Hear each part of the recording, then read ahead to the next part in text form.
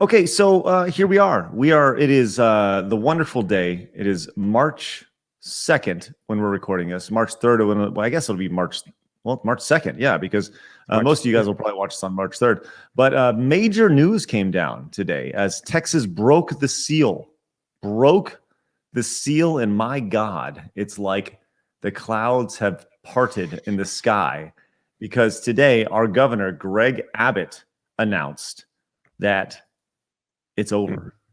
It's over. Texas is opening up to 100% with 100% of restaurants and businesses all going at, and it says it's now time to open Texas 100%. COVID has not suddenly disappeared, but state mandates are no longer needed. And the big thing is that not only are we opening 100%, my God. Mm-hmm. Mm-hmm. Yeah, so this is exciting for a lot. This is exciting for a lot of people. Yeah, the mask mandates have been lifted.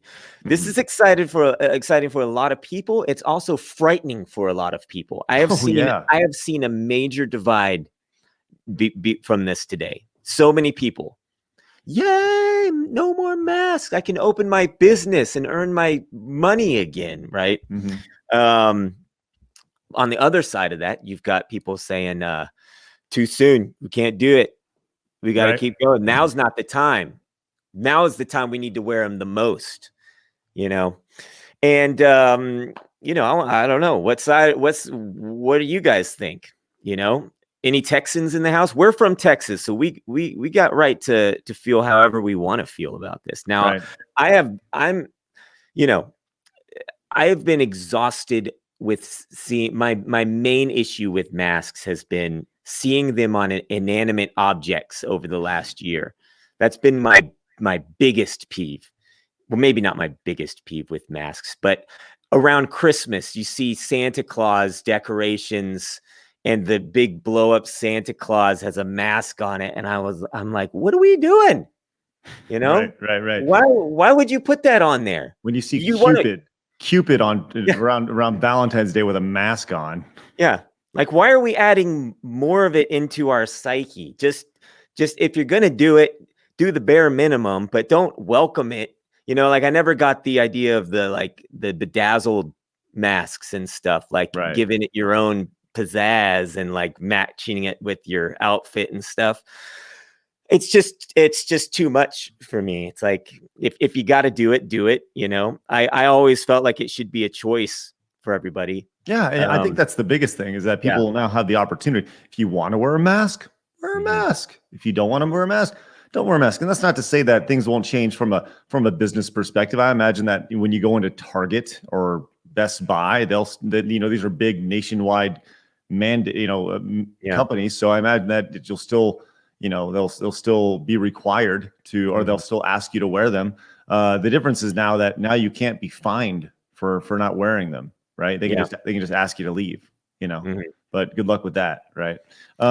Real quick, Zero Night says, did you see why? Did you read his reply? Why? He says 1 million vaccines will be available. That's right. So, we're kind of getting to that point where we've reached that point to where, at least in Texas, where it's becoming clear that the science says that things are going to be okay. So. Well, it's been interesting to watch. Every state has had a different thing over the last year. And California, LA area has been very strict, very hard on lockdowns and closing down businesses. Whereas on the other side of the country, we've had Florida, who's been, just never shutting down, never mandating anything. And I was thinking the other day, I was like, wait a minute, because we've had these events over the last year. We've had holiday gatherings, we've had protests, we've had just all sorts of public gatherings where every time it happened, it was like, now everybody's gonna die. And Florida's been over there, and I was thinking, if that was the case, wouldn't the entire state of Florida just be dead now? Well, especially Florida was one of the oldest populations in the United States. Right. People, when we were growing up, the whole joke was that you go to Florida to retire. And so, why? I don't know the science. I'm not a scientist, but Well, wouldn't I think that when you look, the thing is that like the science is what 99.8 point whatever it is percent, of a mortality rate, not a death rate, I guess, or a living rate, whatever it is, right? The science says that like this. Well, yes, this has affected a lot of people, and I feel like I need to preface this every time we talk about COVID. Yes, we believe COVID is real. Yes, we believe COVID killed a lot of people. Yes, we believe it has drastic effects. But yes, COVID has affected everybody, not just the people who have died. Literally every single human being on the earth has been affected negatively from COVID. Literally every single person in the world has been affected negatively from COVID, mentally, physically, emotionally, right? Every single one. So, I feel like it's one of those things where there is no right answer. And this is kind of the first step of a state. We talked about painting with broad strokes, right? The entire United States does this. The entire, European Union does this, whatever. But Texas is saying like, hey, we can make our own rules here, and that's pretty exciting. Someone was like, are you excited to be the next hot spot for COVID? And it's like, I'm willing to take the chance, Well, yeah, I saw that. Somebody had said, rest in peace, Texas. Right. And, I think maybe it's just a Texas mentality, but I mean, at this point, I think we're all just like, meh, well, you know what? I'd rather die actually living my life than die alone in a room somewhere, not living. So, and that was something that was fascinating to me. I had a talk with my neighbor down the street at the beginning of all of this stuff, and she has had a long battle with cancer. And she goes, she was telling me she was out, and she was like, I'm not doing any of this stuff. I'm not. I've already had to battle for my life. And she's still battling through it. And she's like, I'm not going to live my life sheltered away, because she understands how precious, her time is here already. She has a different perspective than a lot of other people. So I think that's something that a lot of us don't take account for, is everybody's different perspective and circumstances come into play here. So if you want to stay home, if you want to keep the mask on, do your thing. But what I'm tired of is all the shaming and stuff. It's just obnoxious. Like, you don't know. Just leave people alone. You don't know. Right. Quit acting like you do. Tai says, if masks were mandated, would we have the same debt as World War I, World War II, and Vietnam? I think, when you think of those wars, how about the mental effect that all those soldiers had just by being at the war, right? Just, those soldiers from World War I, World War II, and Vietnam, the lingering effects from being in the war, the shell shock aspect of it, right? And that's you're not even talking about the mental aspect of it, the mental aspect of being in war, right? And look, I want to be very clear when I say this. I am not comparing COVID to war. I'm not, but I am comparing the mental aspect of how it has affected everybody. Soldiers are tough. Soldiers are beasts. This is but just us silly civilians, we're weak, feeble. So when something like a disease comes and we got to wear a mask, that affects us greatly. We're stupid. We're silly. We can't handle this stuff.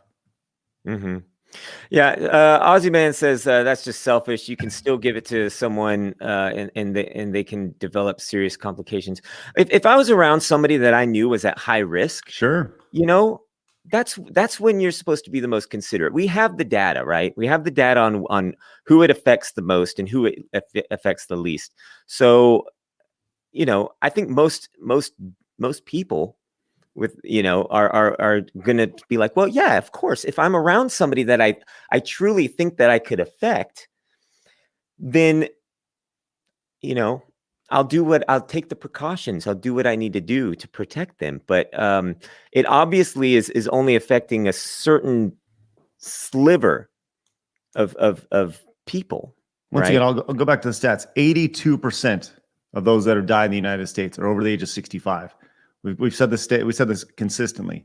Protect the vulnerable. Protect the vulnerable. Let everybody else live, and that's what's happening.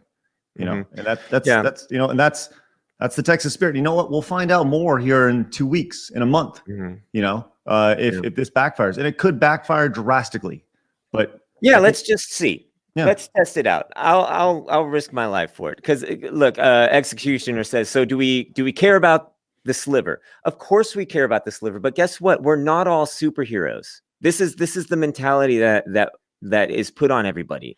You're not going to save the world. You're just not. So do what you can, do the best you can, be as responsible as you think you need to be. And that's where Texas is. Texas has made this decision. Some people don't like it, right? And some people do. And let's just see how it goes. right. And if we're all dead in a week, 2 weeks from now, then everybody can laugh and say, but my question also is, if we're not dead in 2 weeks, in 4 weeks, in 6 months, if the numbers don't spike, are you going to consider that, maybe you should change your perspective? I'm not asking you to. I'm just asking, is that something that you would make you go, that's interesting that didn't happen?